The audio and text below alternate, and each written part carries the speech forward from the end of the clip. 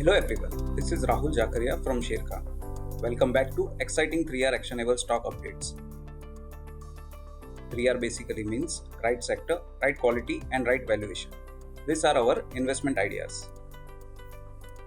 Today we have an update on State Bank of India. Our analyst maintains buy rating on State Bank of India with a price target of Rs 710. Bank reported a marginal beat on earnings front led by lower credit cost despite large one-off cost item translating into ROA of 1%.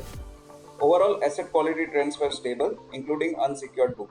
Lower slippages and higher recoveries along with contained write-offs led to improvement in headline asset quality ratios quarter on quarter.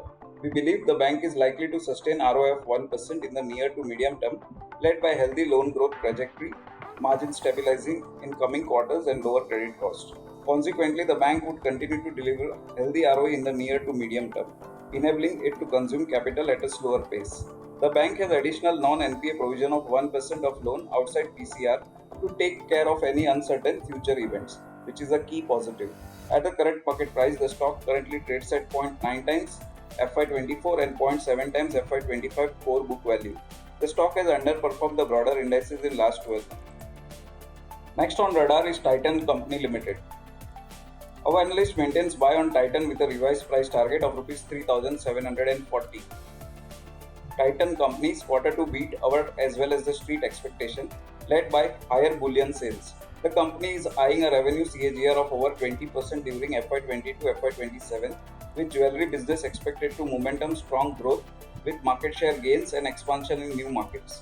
Though this will have some hit on margins initially, it expects consistent growth and improved mix to drive margins in the long run.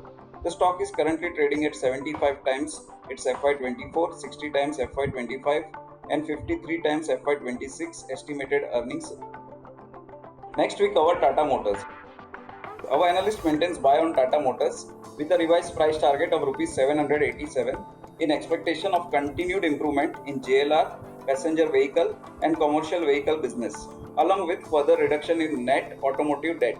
JLR's volume performance would be better in second half of 24 in comparison to first half of FY24 on increase in production and seasonality.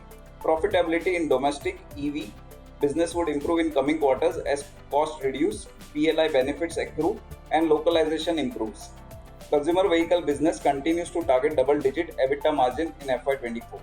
JLR would be net cash positive in FY25 and domestic business would be net cash positive in FY24.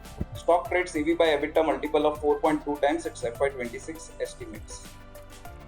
For more detailed disclosures and disclaimers, please refer to our research report or contact our nearest branch. Please read the risk disclosure document issued by SEBI and relevant exchanges and terms and conditions on sharekhan.com before investing. Thank you for watching. To keep up with the latest from Sharekhan, make sure you subscribe to our channel. You can also download the Sharekhan app for all your trading and investing needs.